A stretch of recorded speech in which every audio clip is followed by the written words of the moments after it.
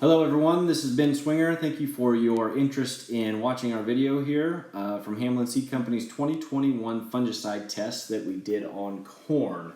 Every year is different. 2021 was an extremely productive year corn-wise. We had good conditions for disease development from about the middle of the season on. So yeah, every year is different, but just keep that in mind when you're making your decisions. So far this year, we have not had very good disease growing environments, but that can all change rather quickly.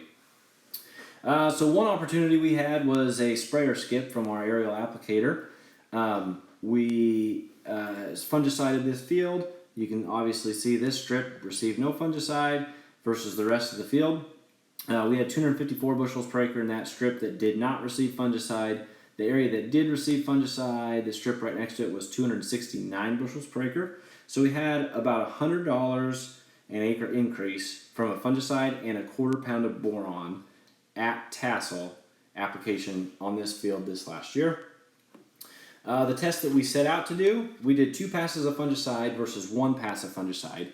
We did that on this highly productive bottom ground here, and then we also did it on upland irrigated ground on the field in the right. And the goal of this test was to go with the first pass of fungicide pre-tassel on half the farm, and then follow that up with a second pass of fungicide like 21, 28 days later. The idea with that first pass was to keep the middle section of the plant, keep it clean from disease and healthy, and then come back later and do a second pass to keep us disease-free all the way out to the end of the year, versus a single pass of fungicide right at tassel.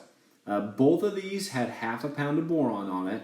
The double pass of fungicide, we did a quarter pound of boron per application. The single pass, we did a half a pound right at tassel. We used drones to do this treatment, so we knew exactly where the lines were. They used GPS for their application.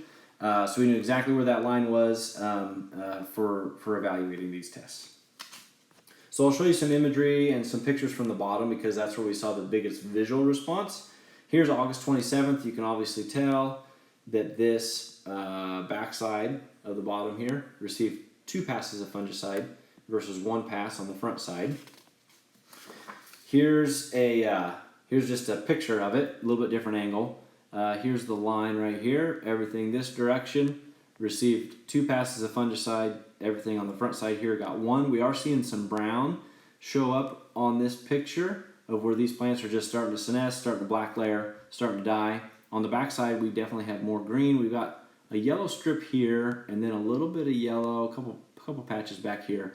The yellow strip on the right-hand side, that's a lower zone of nitrogen that did limit yield. I need to bump that up. And then also these little patches back here is where the applicator, anhydrous applicator, had to pull out to switch tanks or whatever. So where he started back again, there was a little bit of a skip there. The next slide I'm going to show you is a picture from right in here. These plants are probably less than 50 feet apart. The one on the left is 2 passes of fungicide. The one on the right is a single pass of fungicide. You can tell the one on the left has a lot more green leaves in that middle section of the plant. The ears are all still upright.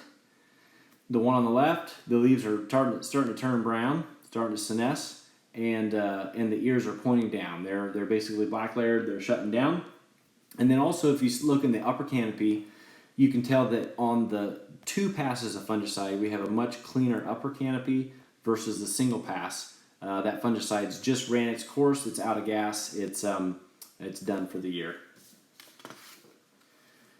So then in the bottom, we did see 15 bushels per acre yield gain to the 2 pass of fungicide system.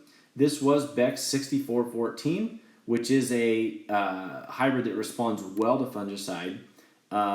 Has a fairly low score on gray leaf spot, and then its late season stay green is not fantastic. It tends to die and dry fairly quickly.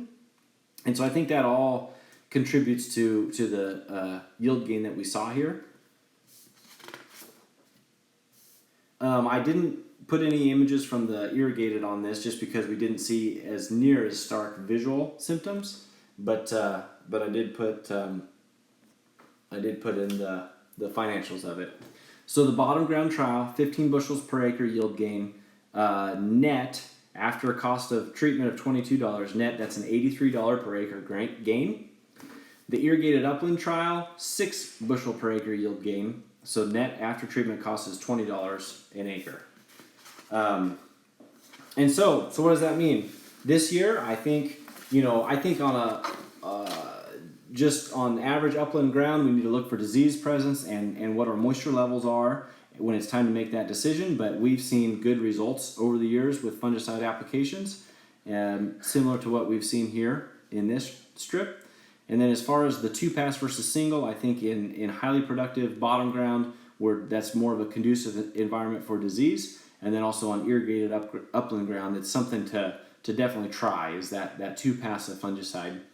One thing to keep in mind is that on that pre-tassel application of fungicide on corn, you have to leave the surfactant out of the tank. So that's just something to keep in mind. The other thing is Beck's PFR over the years has shown a positive ROI to applying a fungicide when there's dew on the leaves first thing in the morning versus middle of the afternoon when they're all dried off and the temperatures are hotter. So mention that to your applicator. But yeah, just wanted to pass this along. Give me a call if you have any questions or want me to come look at anything and help you stage this or time this out. But wanted to pass this along, and hopefully it helps you to have a successful 2022. Thanks.